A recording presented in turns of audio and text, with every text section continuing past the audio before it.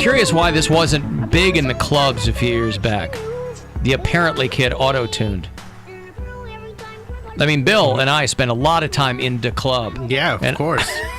And I don't That's ever... how you stay in touch with the kids. Yes, that's right. Mm-hmm. I mean, yeah, sometimes we'll, talk to a parade of 6th graders in our office. But other than that doesn't happen all the time. Maybe this can make the rounds again. I don't remember how many years ago this was. Imagine you're in a club and the guy starts playing this. Like, people want to dance, but you also would stand there and not know what was going on. I was actually in a club when they played... Is everything okay? When they played Hide Your Kids, Hide Your Wife auto-tune. I don't know if it was a gag, but people were with it. People are probably bumping to it, though, because that's a banger. That's it's catchy. A banger. That song's great. Like, that... It always takes, like, one sassy black guy to make everything hip. Honestly, RuPaul, then that dude, like, Hide Your Kids, Hide Your Wife, like, that was insane for at least 2 years. Just let me tell you this. I have uncles and aunties as well who does not approve of gay marriages and stuff like that, but they respect me.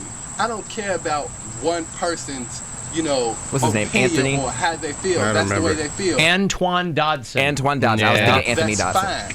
Chick-fil-A makes good meals, and I eat there, you know what I'm saying, quite frequently. But anyway, it just comes down to it. If I want a Chick-fil-A sandwich, I'm going to have a Chick-fil-A sandwich. So you can run and tell that. Run and tell that. Uh-huh. Well, obviously, we have a rapist in Lincoln Park. He's climbing in your windows, he's snatching your people up, trying to rape them, so y'all need to hide your kids, hide your wife, hide your kids, hide your wife, hide your kids, hide your wife. Poundcake's down, man. Because they're raping everybody out here.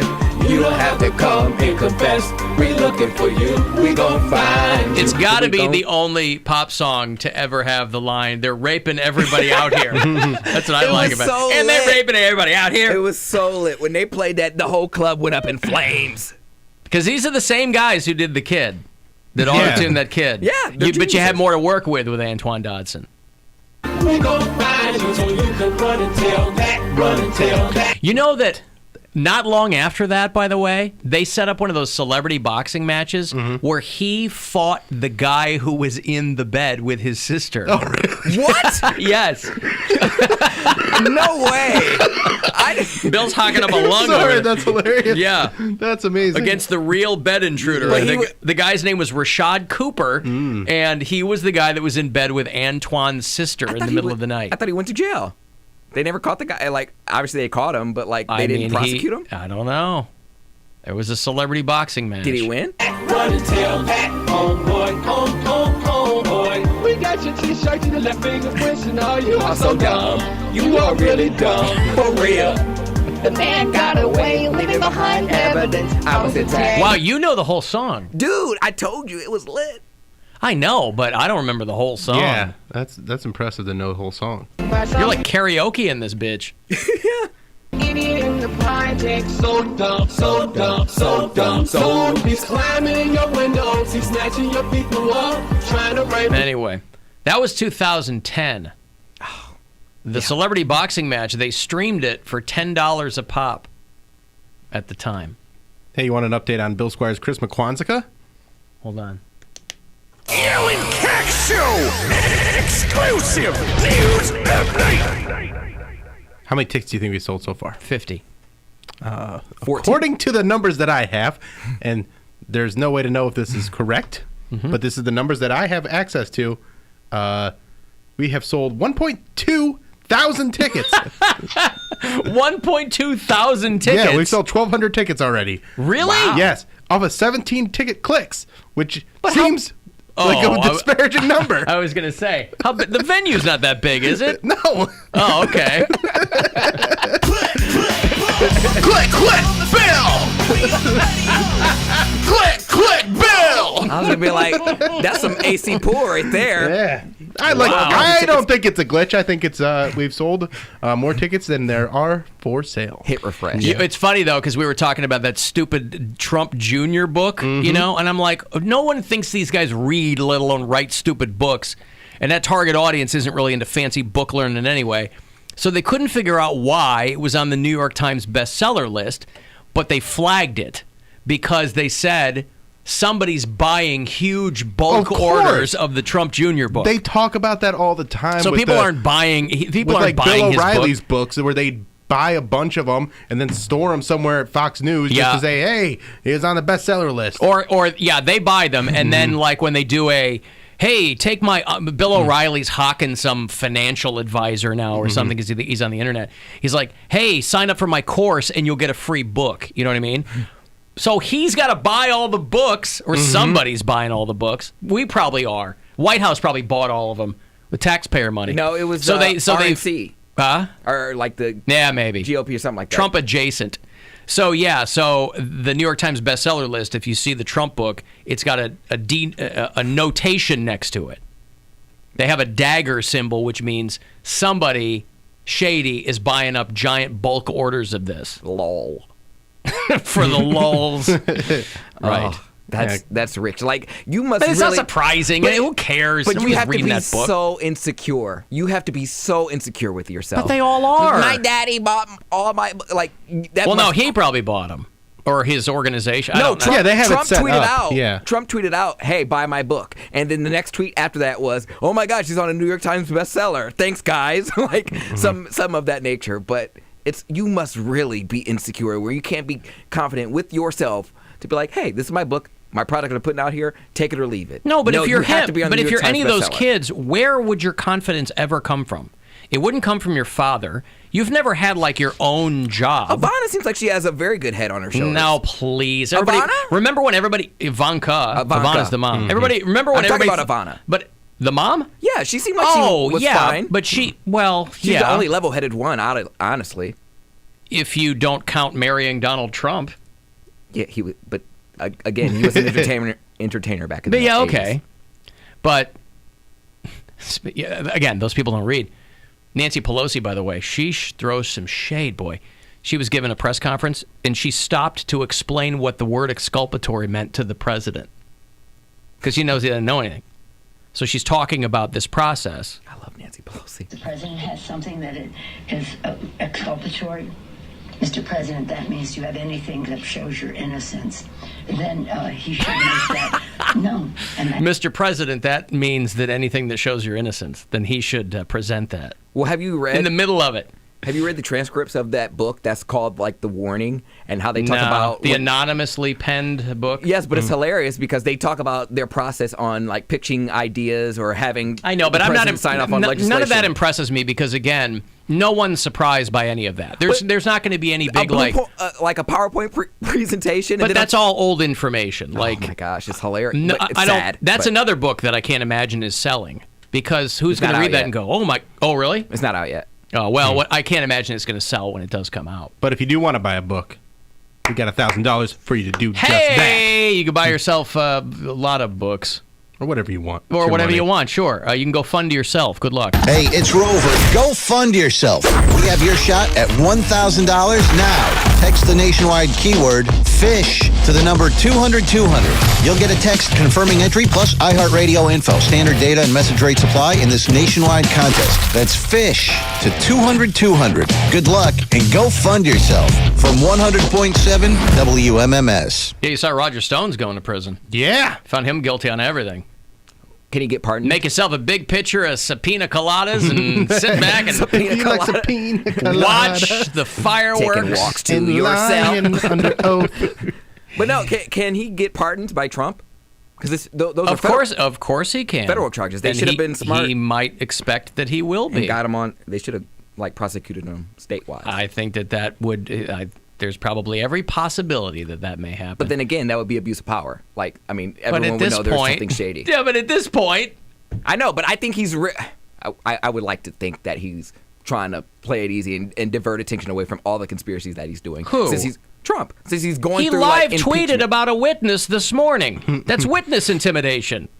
Live tweeting witness intimidation during her testimony. Yes, but pardoning is a process. Huh? Pardoning is a process. I know, but if you're trying to make the case that he might somehow come around to start being smart about how to operate, it ain't gonna happen. True. Okay. I was reading about, they go, hey, politics, by the way, is not the worst thing you can talk about at the holidays. People flip out. I think at this point, if you're of a certain age and your parents are of a certain age, it can make for some awkward conversations if you go home, Thanksgiving and Christmas and all that. And they said, still, the reigning champ of things that piss people off over the holidays is just internal family combustion. It's not politics. I mean, that doesn't help. But they're like, it's just like familial conflict that maybe hasn't been solved, or which every family has. Even if you are among the fortunate people who might politically align with your parents one way or the other, they said that every family's got something that if somebody pokes the bear, Well, this is going to be a very weird holiday season because this is going to be the last Thanksgiving and the last Christmas we have that we don't have like a child with us, like in our family. Because like why is that? Well, because my brother's having a kid. Oh, the last one without a child. So yeah, that's what I mean. Yeah, sorry, the last one that we're going to have. Like I'm just going to keep my mouth shut over here. Yeah, but like so it's just going to be weird. What are you talking about? I just know the details, and it is not for air. I see. Said, but it's a very sticky. Yeah. Oh, okay. Well, there you go. The familial issues. Yeah, that's what comes up over the holidays. By you don't need politics by a wide margin. Yeah, politics number 2, but by a wide margin, long-standing family tensions.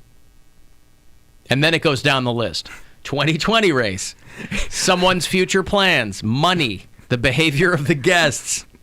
You brought that bitch back here. And I just imagine someone passing the corn and you'd be like, so you're going to tell everybody how you molested me at 12? I just imagine it just goes like that.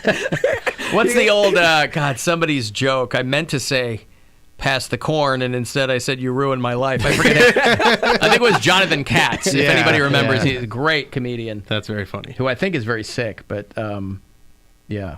Well, there you go. So everybody's got something.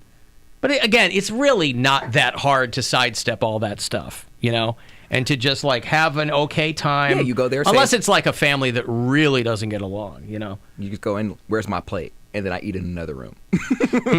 I pooped my pants. I ate too much corn. Yeah, that's what we did when my grandma was still alive and we had holidays at her house.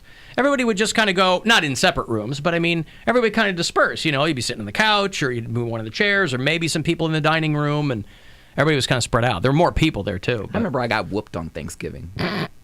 Because Hey, why let a holiday get in the way of a good whooping? Well, because I wanted to sit at the adult table, and I was like, I am half preteen. I was like, half preteen. I know. What does that mean? Because I thought I was adult enough to be at the adult table, and I was like 11. So I never wanted to sit with the adults. I was always like, I'll just make my plate and go elsewhere. Yeah, I wanted to be all up in the adults' with my cousins, business. Or I wanted to be like the kids' table was fun, and even like when we got older, we'd still all sit like, I don't know. Well, I didn't want to sit with the other cousins. You know why he didn't want to be there, Bill. Why? Hey, I molest children. Whatever. No. That's why he wanted to be at the adult table. No, I wanted to be at the adults table because I was always the runt of the group. Like, I always got picked on, even with my family. So there was never an escape. And I sit at the kids' table now. I'm fine being over there. And like the folding card table in the other room, I'm fine being there. Well, I didn't want to, and I slammed my plate down, and my mom, she's like, I'm going to beat your ass. Dragged me around into the foyer where everybody could see, in front of the staircase, and just got beat right in front of the Christmas tree. Because she felt... right in front of the Christmas... Yeah! Because she felt like you couldn't even let up for one day. Is that what it was? I was just a rotten child, and I just caused the fuss over not that big of a deal. You were slammed my plate down. That was my daughter, my oldest daughter. Anytime like a birthday would come around, or even Christmas, if she felt like anything was better than her stuff, she would throw up. If she got slighted in any way, yeah, she'd open her stuff too fast, and the younger kids would go slower opening it. She'd be like, how come they got more than me? I'm like, no, you just opened all your stuff immediately. Oh, my God. While they were taking their time. Yeah. And she gets so bent out of shape. And then if, like, a birthday was around and she was like, why are they getting attention and not me? It was really aggravating. My mom, up until I think probably maybe 12 years old, she used to get us a gift. Like, if my brother had a birthday, she would get me a gift on his birthday. We did that when we were real little. My parents we'd have to did do, that. like, grab bags for her. So she'd be like, hey, look at your prize bag. On somebody else's birthday. On someone else's birthday, yeah. Your prize bag. Mm-hmm. That was the beginning of like a participation trophy. That's what it is. Just being born just being alive on your brother's birthday, you get a prize. Just being alive. Just participating in your brother's life, you get a prize, yeah. Alan, what if Donald Trump Jr. were to buy Poundcake a Taco Bell? Oh my God. Yeah, you say you like douchebags. Yeah, right. 2020 MAGA, hello. All is forgiven. Where's my top hat? I would just want to thank, because I feel like I got a Donald Trump Jr. book situation going on here, because I'm up to 1,400 tickets sold. What is happening there? I don't know, but it's hilarious. Wow. So hey, I'm congratulations. gonna run with it. You know, it's an 1,100 seat venue, yeah. But I'm gonna go with 1,400. Forget that. Sold. Sorry, customers, you missed your shot to get into Bill Squire's Chris McQuan's. There's still tickets available. Oh, so they're not all sold. They're not oversold to the tune of 300 seats. We'll just add more. We'll pack them all in there. All right. Yeah. But no, for me, I mean, everyone else's palms are getting greased. Why not mine? So yeah, I'm getting my Taco Bell. I don't care if Trump Jr. buys it for me. I, as a kid, I remember my dad had to tell my uncle. My mom is estranged from her brother, but when we were little, he was still around. And my dad finally had to go up to my uncle and go, hey, stop buying, because I was the oldest, arguably the favorite among some extended family. And he'd go, stop buying Alan things when you don't buy them for the other ones, right? Like my uncle, would give me like a comic book or something. And even, I was young, even at that age, I was like, well, that's kind of weird. Because he wouldn't give like my brothers anything. I had an uncle like that. It's kind of, I felt weird. And uncle that ended up doing that is now the one in prison. Alan, why does Poundcake associate top hats with Donald Trump Jr.? Yeah, you said, where's my top hat? What does that mean? This is my MAGA hat. What? But that's a baseball cap. Yeah, but I feel like all Trump supporters never leave home without it. So they have it anywhere. So I just say, pop it right on top. But what is the top hat? It's not like a Abraham Lincoln top hat. I just like that's calling a it a top. stovepipe. But top hat's like tucks and tails. Okay, well, That's what I thought you... No. That's what confused me. Well, still. MAGA 2020. I mean, certain hats are called certain things. Yeah. Okay, well, baseball cap. Okay. No. He just thinks it's a top hat because it goes on the top of your body. Yeah, I just associate it with the top of your head. Yeah, but every hat goes on the top of your body. That's why I called it a top hat. All of them are top hats to me. Now he's backpedaling. Every hat is a top hat to you. Goes on top, don't you? If you're a top and you wear a hat, it's a top hat. Yeah. He's like, I'm over at Lids. I'm shopping for a Cleveland Indians top hat. That'd be hilarious. Oh, boy. Okay. They played a game where they all wear top hats. Top hats, yeah. That's what they have to use to catch the ball. Hello, my baby. Hello, my honey. Hello, my ragtime gal. All right. Hey, Cleveland Monsters. I don't think they got any Monsters top hats over there, but... you can wear one if you make one. Monsters against the Chicago Wolves next Friday night at the Romo Fijo. Want to take in some hockey? I will hook you up after the break. It's the Alan Cox Show on 100.7 WMMS. And everywhere you go on our free iHeartRadio app. This guy won a trip to our